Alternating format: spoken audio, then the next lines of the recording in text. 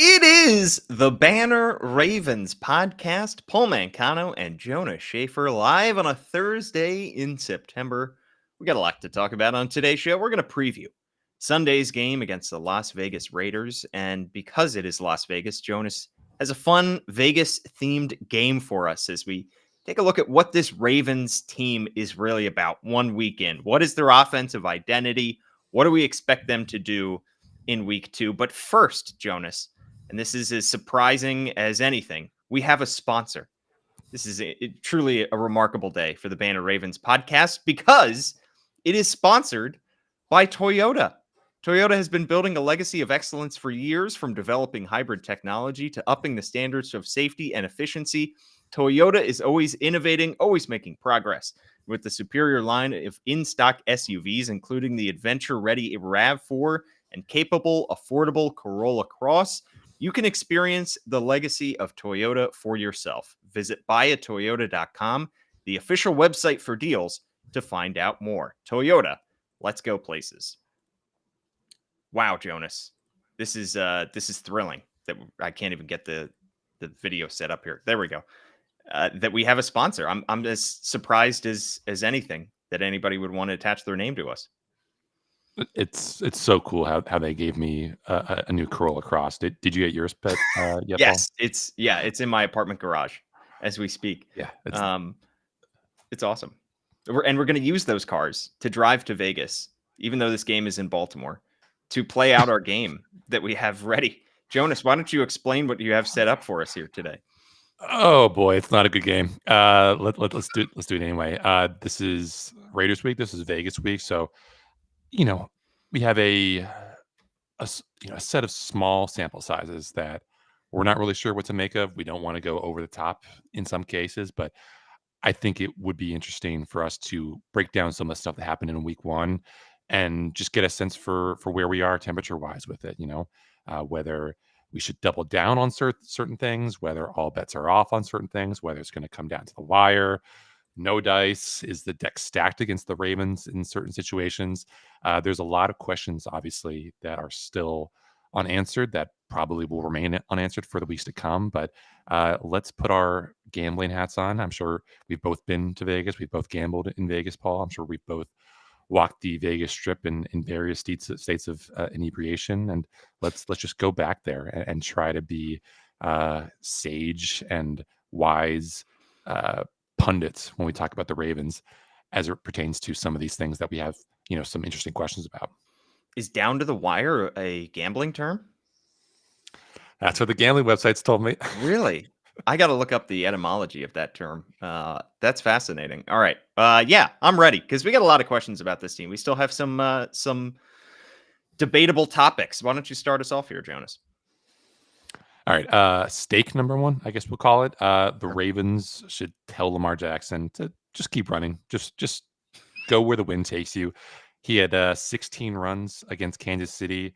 That's among the most in the NFL for a quarterback, excluding kneel downs since Jackson entered the NFL. I think the only two quarterbacks who have had more than 16 runs in a game are Lamar Jackson. I think he's had like a 18 game, a 19 carry game, a 21 carry game, and then Justin Fields. So pretty rare company there. Obviously, that was a mix of design runs from Todd Monken. That was about 50-50 scrambles as well. Haven't gotten a chance to talk to Todd Monken. That comes in a couple hours. But, obviously John Harbaugh got asked about it. Lamar got asked about it on Wednesday. Harbaugh said, as for the fine line of his usage, we don't live in that world of fine lines. We live in the world of competing, going out there and doing the best you can. There's no lines being drawn. But Paul, this is a quarterback who over his career has not wanted to be known as just a runner. And obviously with him being lighter, he is perhaps better suited to avoid some of those open field hits, but also makes him perhaps a little bit more exposed when he is hit. And he was hit a couple times in that game against the Chiefs. You could say that maybe this was a rare situation where it was personal for Lamar because of that unpleasant record against the Chiefs, because this was prime time, because he wanted to show people that he could get a small measure of revenge for that AFC Championship game. But how do you think the Ravens should proceed? Where are you with this notion of just let Lamar be Lamar, even if it leads to 16 carries in a game as a quarterback. I mean, Lamar is as effective as he is because of his running ability. This offense is as effective as it is and was last year because he ran for as many yards as he did, over 800. That being said, this is not a long-term recipe for success here. If he were to continue on this pace, Jonas, one weekend, yes, we're doing on pace for stats, would have 272 rushing attempts, which would be just 8 fewer than Derrick Henry had all of last year. It was the first time he's had 16 or more rushing attempts in a game since 2021. You just can't have him out there running for his life. And yes, he was able to extend drives. He's going to make whatever plays he needs to win the game. I understand that. And in that instance, week 1 against the Chiefs in prime time, AFC Championship rematch, he's gonna really wanna put the team on his back. He can't be doing that every week. He is thinner, he is lighter, he is more vulnerable to hits, potentially. It's not a long-term recipe for success to have him running 16 times a game. Yeah, the gambling term, which is obviously a pretty generic term in itself, is just play the percentages, Lamar. Just be smart. If you've picked up a first down as a scrambler, there's no reason to try to juke past a safety or a linebacker to try to get another. I mean, there's always a reason to try to juke past someone and try to get another 10 to 20 yards. But if you've already got the first down, you don't feel like it's an obvious win in the open field, then just fall forward. Just take a dive. Give yourself up. There's no reason for you to be exposing your knee or your ankle or whatever. There was a huge hit that he took. They kind of that looked more like a glancing blow in the live TV copy where he's running an option keeper and he goes up the middle and then Shamari Connor, the Chiefs cornerback, just almost blindsides him, and it was against that right throwing shoulder. And for the Ravens to have potentially lost Lamar on like a 9-yard run to a serious shoulder injury because they were kind of addicted to running him on these inside option keepers, but also just because Lamar didn't have the awareness to kind of look around and be aware that there might be a guy coming from the backside looking to light him up. That's scary. And Yeah. I know, obviously, he's put in great work this offseason in the weight room to get stronger, to beef up that core. But, you are QB1. You are being paid an outrageous amount of money. And you've got to realize that, you might win this battle against the Chiefs, but you have to be there for the long-term war. And just to throw your body around with reckless abandon in some cases, like he pretty much only gave himself, he pretty much only avoided contact on like 4 of his 9 scrambles. That's kind of scary if I'm Todd Monken, if I'm John Harbaugh. Yeah, and he was talking about in an interview that dropped right before the season started, what with GQ, about how he had wanted to run the ball himself more in the AFC Championship game, but he was saying I wasn't fully myself at the time. Well, guess what? I mean, you're not going to be yourself if you keep taking these hits all season long. Part of it is the offensive line in front of him has to do a better job as well, Jonas, and that's your next prompt. The Ravens should keep rotating Patrick McCarry and Roger Rosengarten at right tackle.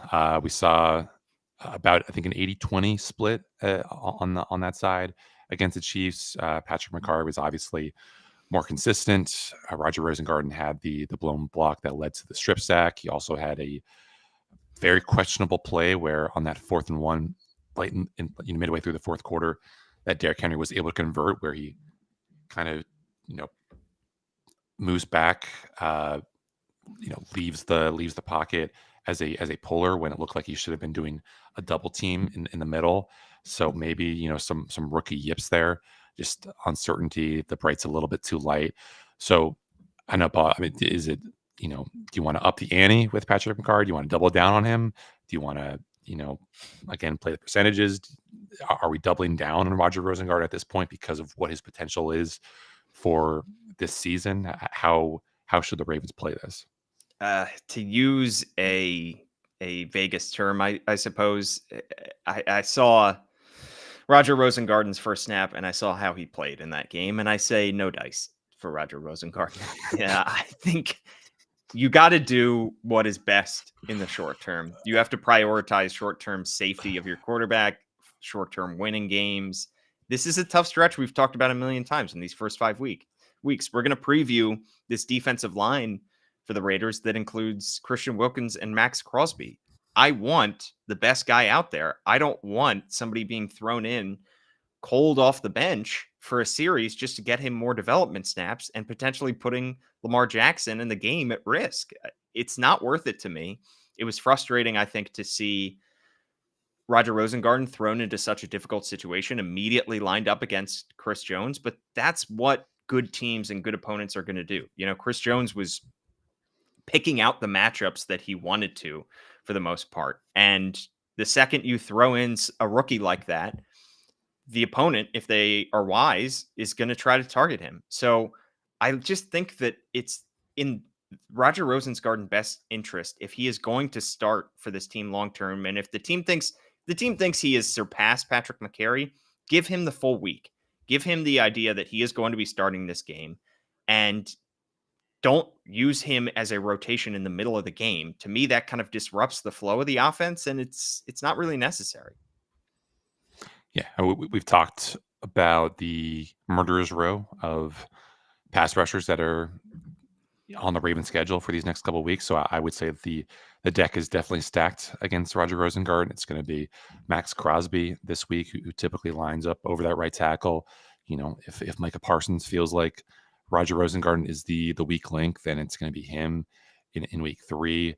You've got the Bengals coming up. Trey Hendrickson, obviously, usually lines up over left tackle, but maybe he would make an exception for Roger Rosengarten if he hasn't really improved. You've got the a Bills front that was really, really good in week 1. That's also coming up in a couple of weeks.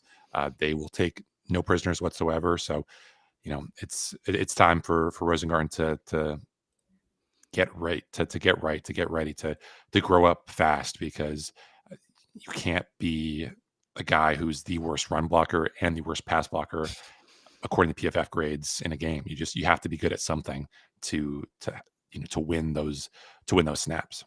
Speaking of pass blocking, we saw the Ravens use Justice Hill a lot in passing downs because of his ability to block and also his ability to catch passes out of the backfield. And that leads us to your next prompt. The Ravens should keep Justice Hill as their go-to third down back. Obviously, a lot of game script situations that went into what we saw in week 1.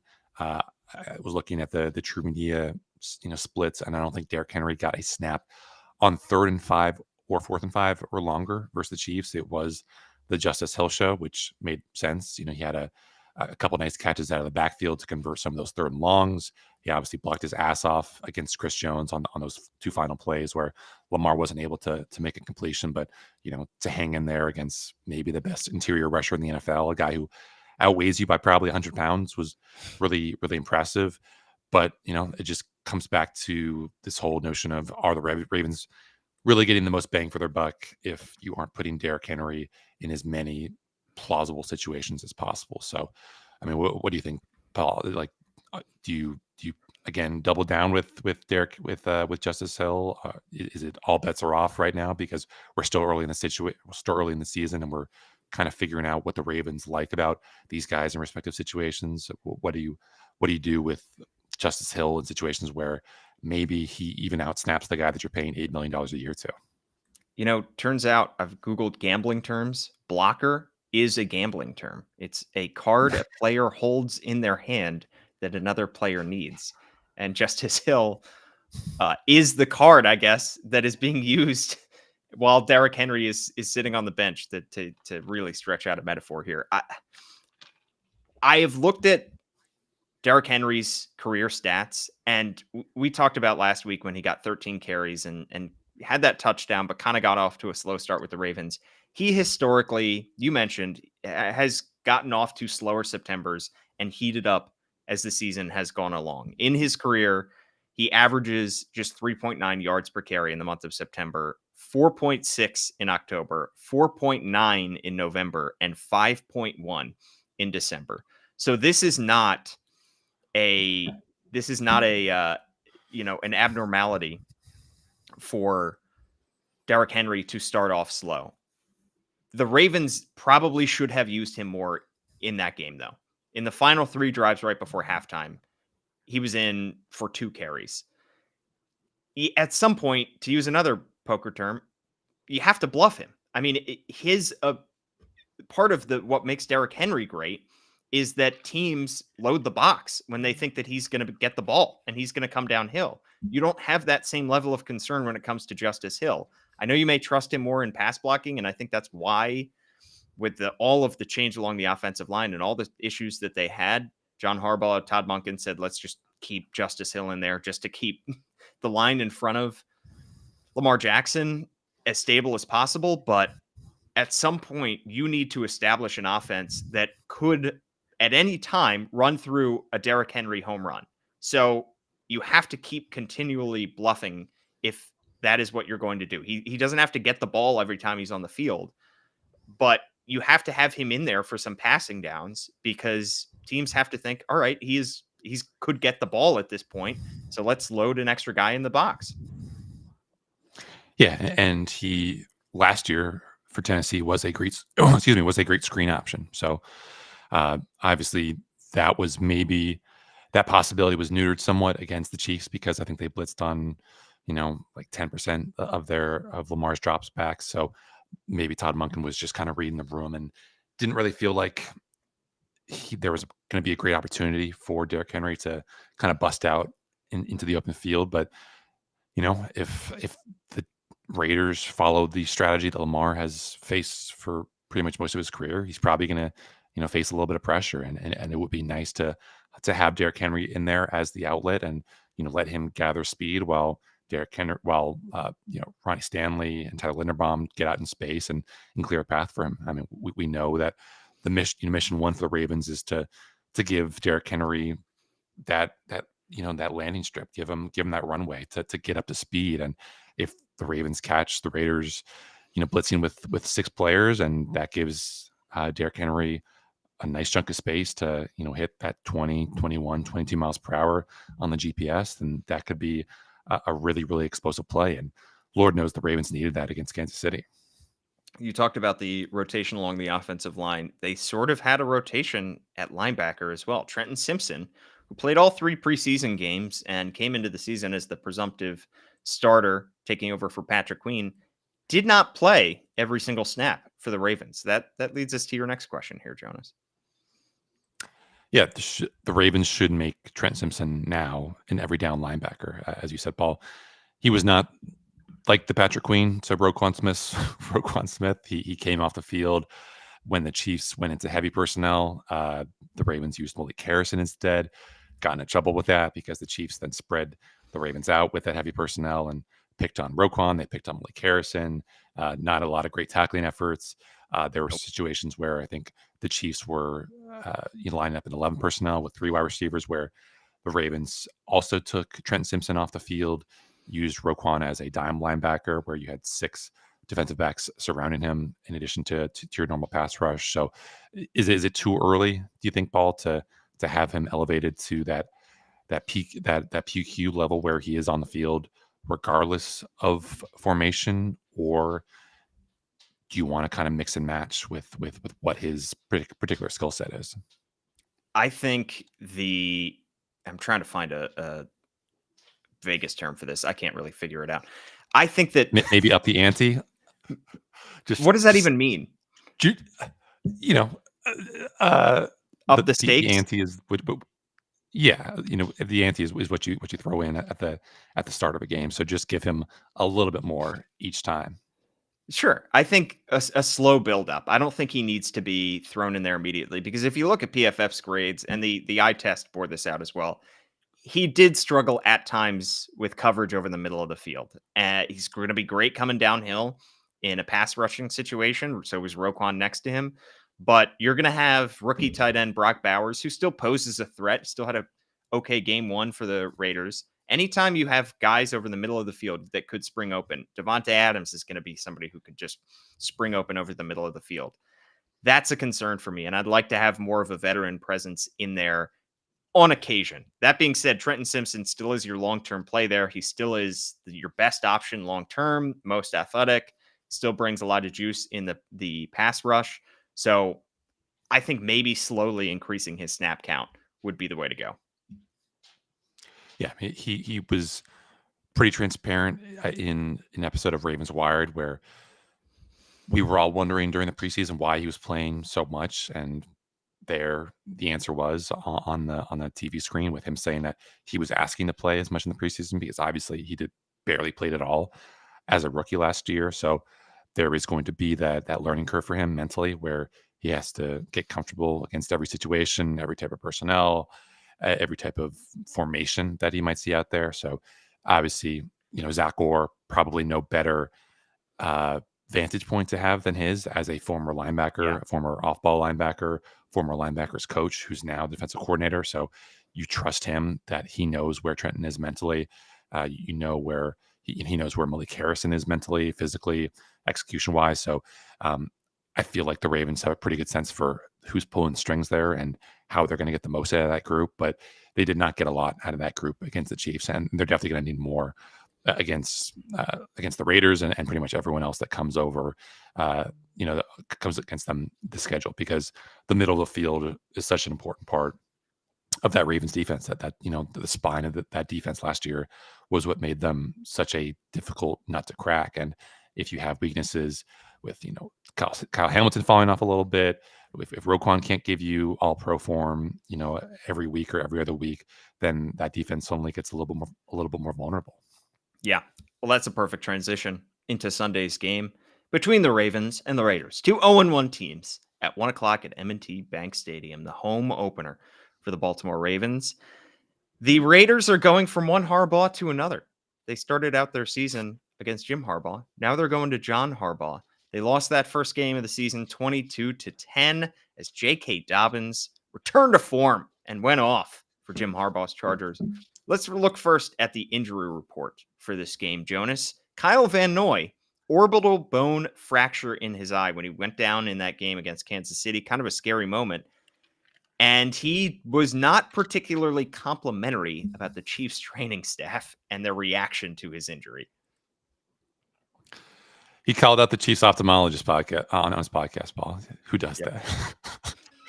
that? that I think the first time and only time I've ever used the phrase in-house ophthalmologist in a sports story. But And it won't be the last. yeah. If this story has legs, I'll be talking to a lot of ophthalmologists. This story has eyes. I saw him walking. I saw him walking around the locker room on Wednesday. He had shades on in his podcast with Jared McCoy. He did not have shades on on Wednesday. Did not have an eye patch of any kind. Obviously, it could still mean that eye socket is pretty effed up. He said on the podcast, which I assume was recorded on Monday or Tuesday, that he was meeting with specialists to kind of get a sense for just how long he could be out for. If he's placed on injured reserve on Friday, then obviously he'll miss the next 4 games, and that would be a bit of a blow. But they're getting Adisa Isaac back pretty soon. Yeah, he was returned to practice yesterday for the first time in a few weeks. Obviously, he's had those nagging hamstring injuries that have been just a real bummer, limiting his development as a rookie. But from what Harbaugh said after practice Wednesday, I think he's making good progress, but it didn't really sound like he would be ready for game action after just a couple of days of practice. So he might be, a week away from actually making his NFL debut, which would, again, put further stress on that outside linebacker group, especially if they're on the field a lot. Absolutely. Well, that leads us to our word of the day, which is my word this week, Jonas. I've taken over this segment once again, and my word is mania, which is defined as excessive excitement or enthusiasm, craze. Now, this was first recorded in 1350 to 1400. Middle English from the Latin and the Greek mania, madness, perhaps another first declension word for ancient Greek. Jonas, the reason I pick mania is because Minshew mania is coming to M&T Bank Stadium. We saw it come to M&T Bank Stadium in week 3 of last year's season when he was with the Indianapolis Colts and he was filling in that game. Saw a lot of Colts fans walking around with mustaches. Has he got the mustache this year? I know he's got the long hair. I think he's growing more of a beard this year. Have not kept track of his facial hair movements, Paul, but This is important stuff to I discuss would with maybe him. it's a faint beard and a more pronounced mustache. Let me say. Yeah. Well, the Ravens will hope that they can keep him under wraps. That was such a weird game last year between the Colts and the Ravens. Remember, it was in the rain and it was an ugly game that went into overtime. The Ravens had so many opportunities to win it in regulation. They were coming into that game 2-0, feeling good about themselves after just beating the Bengals. And then Gardner Minshew, like he has done so many times over the course of his career, just halted their momentum. Yeah, and he's got weapons. You know, if we want to talk about this Ravens defense against the Raiders offense. Obviously, Gardner went 25 for 33 for 257 yards against kind of questionable Chargers defense. Obviously, I don't think we will be seeing Kyle Hamilton sack Gardner Minshew 3 times in one half In one like he half, did in yeah. Baltimore last year. Um, this could be the least physically talented, QB1 the Ravens face this season. Obviously, Gardner has kind of gotten by on his wiles and his gunslinger mentality, but not really a whole lot of arm strength. Doesn't really pump the ball downfield. Not much for out of structure production either. The Ravens are going to face Bo Nix, who looked just dreadful in Week 1, but he's got some decent wheels. Russell Wilson, maybe you want to give him the credit for just the longevity of his career and the scale of If his it's Russell accomplishments. Wilson, Yeah, but he is like technically QB1, even though Justin Fields technically. is the starter right now. Daniel Jones, probably the least impressive quarterback on the Ravens schedule, but he's also got at least some physical talent, just nothing there mentally. And then maybe dark horse Deshaun Watson, because I don't really know what he is at this point in his career besides He's nothing. just an He's awful person absolutely and nothing. a He terrible brings terrible quarterback. he brings yeah, So he is a negative offensively, he's a negative athletically, he's a negative everything. yeah, so this is a quarterback who the Ravens, by virtue of the athleticism they have on defense, by virtue of the scheme that they have, and they should be more buttoned up than they were in week 1, should probably keep him under 200 yards. I think that would be, my goal if I'm Ravens secondary. Replace Samir White, Alexander Madison, not exactly guys that you're rushing to draft in fantasy football. Good talent at wide receiver. Devontae Adams, 4 straight 1,100-yard seasons. He had almost 60 yards in week 1. Jacoby Myers, 3 straight 800-yard seasons. He had over 60 yards in week 1. Those guys can make a difference, but the Ravens have a very talented secondary. Everyone should be healthy for it. So you just wonder, who's going to be the game breaker for this Raiders offense, and maybe it is Brock Bowers, considering the Ravens struggles over the middle against Kansas City. And when it comes to the Ravens pass rush getting home, Colton Miller, who's the starting left tackle for the Raiders, was limited Wednesday with a knee injury. That opens up a potential spot. And also, that offensive line didn't look terrific. I know they're going up against a pretty talented defensive line in the Chargers with Joey Bosa and Khalil Mack, but 19th in pass block win rate, 32nd in run block win rate. This should be an opportunity for this Ravens pass rush, which has lost Jadeveon Clowney, which looked so in week 1 against Patrick Mahomes, but Patrick Mahomes usually makes everybody look pretty silly, to get home and to get to Gardner Minshew. Yeah, you want Adolfo Owe getting a sack. You want Matabike getting a full sack. Curious to see how Travis Jones does against an interior offensive line that isn't the best in the NFL. Maybe he just knocks guards and centers back on every single play. That would be really something, and one heck of a way to announce himself as a potentially legitimate star in this NFL. But again, this is a situation where the Ravens, they should have the advantages at a lot of key spots, if not all the spots of this matchup. And Brock Bowers, 6 catches for 58 yards in week 1. I thought we would see more 12 personnel with him and Michael Mayer, who was their early second round pick last year, but just 15 snaps together in week 1. Kyle Hamilton obviously has some familiarity with Michael Mayer from their days at Notre Dame, but more of a kind of spread and shred approach from the Chargers in week 1, which was a little bit surprising to me. And then on the other side of the ball, How will this Ravens offense attack this Raiders defense? 13 carries, as said ad nauseum, for Derrick Henry in week one. We saw J.K. Dobbins absolutely light up this Raiders defense. 10 carries for 135 yards. Good for J.K. to get back on his feet in week one.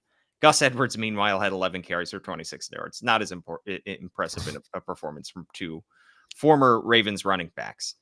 Will Derrick Henry get more than 13 carries, and could he put up a similar stat line that J.K. Dobbins had?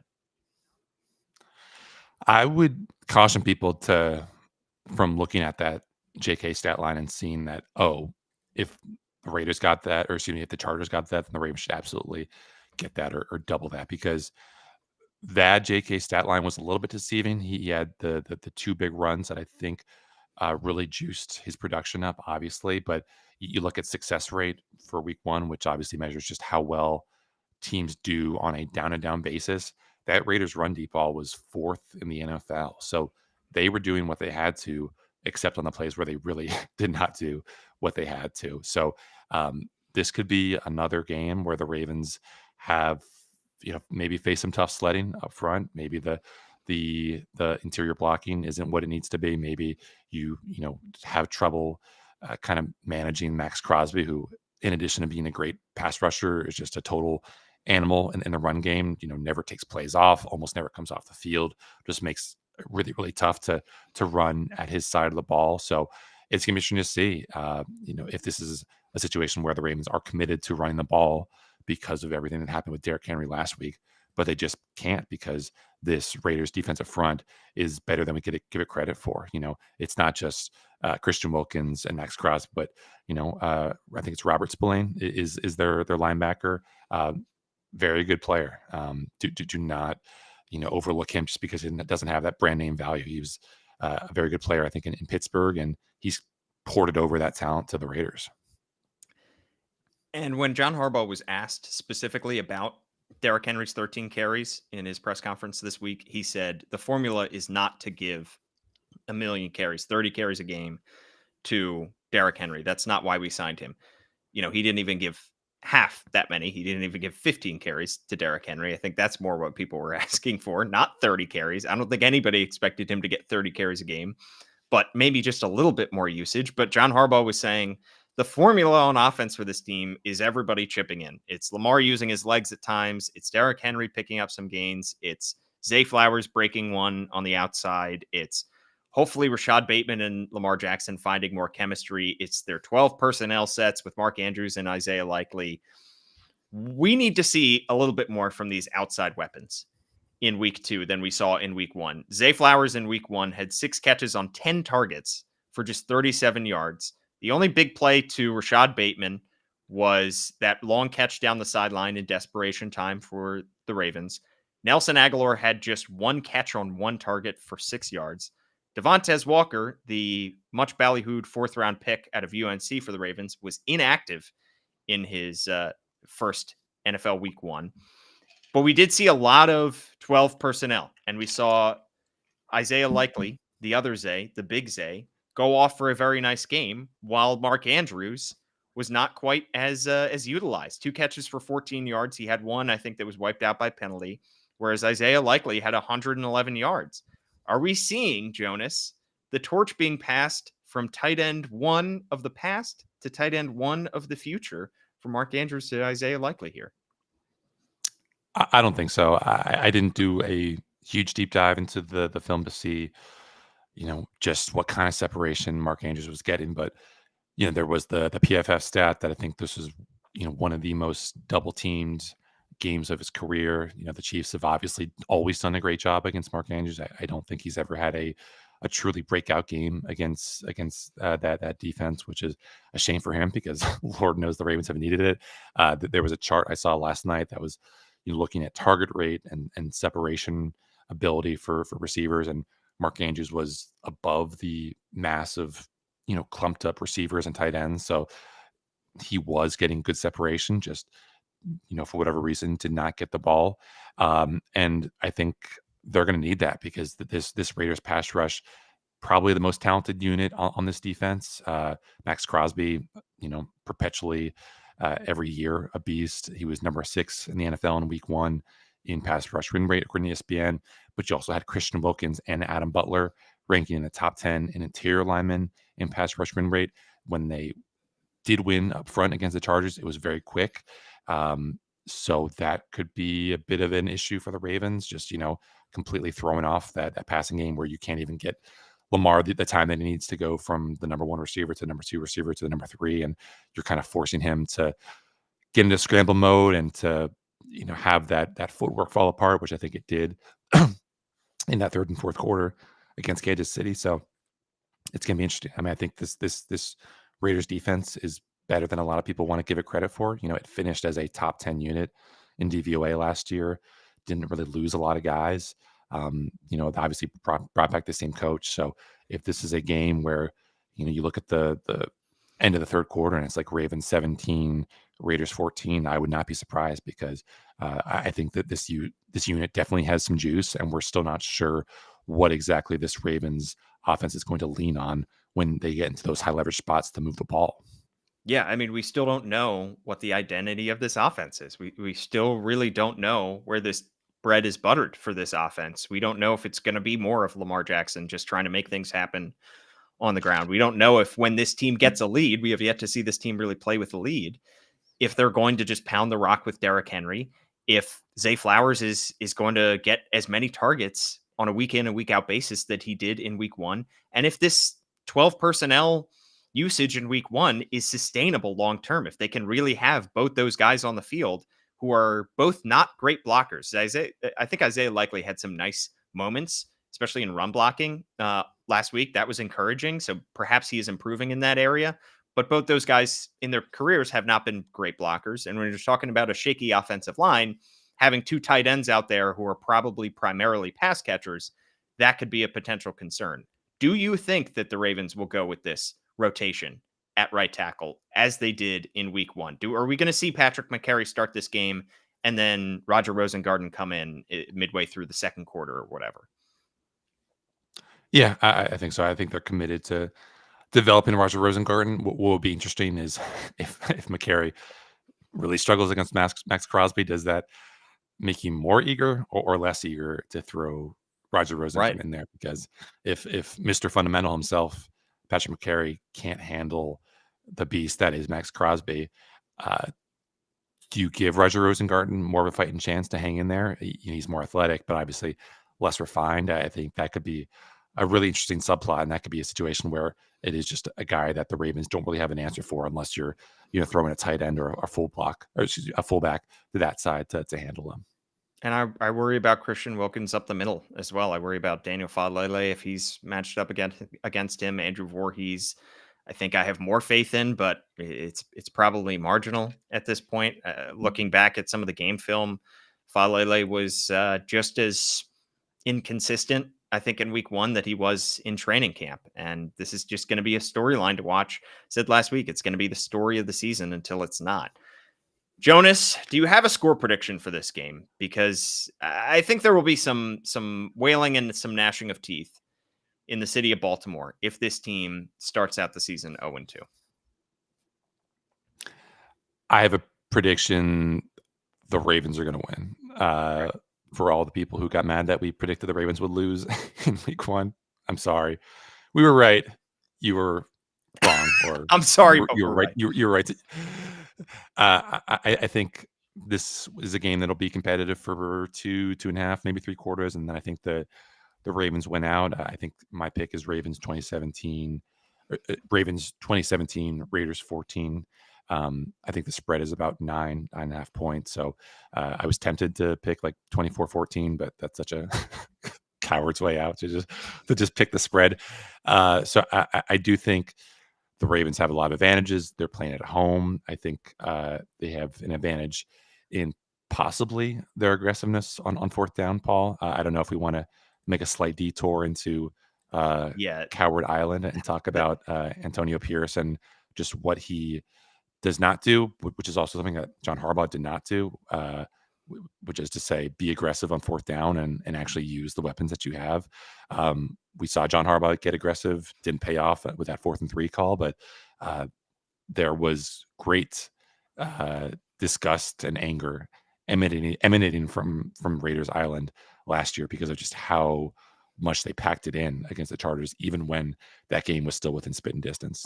Yeah, I mean, I think Antonio Pierce should be commended for the job that he's done with the Raiders, at least in the second half of last season, coming into a tough situation. And it seems like he's built a pretty strong culture there, and that's job number one as a head coach. But he should also be flogged for verbally for not having more aggressiveness on fourth down. I mean, that's how you beat good teams. That's how you beat any teams. Because on 4th and 1, with 7 minutes and 15 seconds remaining in the fourth quarter from his own 43-yard line, while losing by 6, he decides to punt.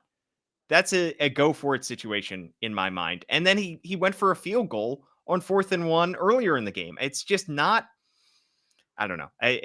That's not how you beat good teams. This is the guy that says he is the recipe to beat Patrick Mahomes and the Chiefs. That's not how you do it. You have to stay aggressive, and maybe that'll play to the Ravens' favor if they are in a situation where the Raiders should be going for it and they don't. Yeah, there's something called the surrender index on Twitter, which is one of those bots that spits out stats automatically based on game situations and their own archive of stats. And that punt that you just mentioned, Paul, ranked in the 99.9th percentile of surrender index punts, all punts since 1999. Which got me thinking, Paul, like, have you ever been in the 99.9th percentile of surrender index of something? For me, it's kind of not a great answer, because I think like all sixth grade boys are surrender index prototypes at this point, but it would be like the sixth grade sock hop where the boys are on one side, the girls are on the other side of the floor, and you are just not, you have no courage whatsoever to go over there and start dancing. I think that would be my 99th percentile surrender index, where I'm just like, you know what? I'm just going to jam out to Stacy's mom here all alone while the girls just stare at us awkwardly. I'm just going to hang out with my boys. I'm not even going to make eye contact with anybody on that side of the room. That was me in freshman year of high school when I got set up with another freshman and just refused to even blind date. No, we were friends and just refused to even make any kind of eye contact, physical contact. It was pure cowardice. It was not my finest moment. But Jonas, I've learned from that. I've grown. I'm a better man. Who set you hopefully. Up? Another friend. Don't ask these questions. We're still friends to this day, me and this girl. So don't worry about it. That was a cowardly moment. I also, speaking of my score prediction, have the Ravens winning, but of a smaller margin than you do, 23-17. I do think the Ravens are going to have problems on offense. I think that they're going to get out to a slow start. I do have concerns about them being able to keep Lamar Jackson upright. I just want to see this team take a lead, and I want to see them pound the rock with Derrick Henry. I want to see that they can do it. I want to see that they are willing to do it.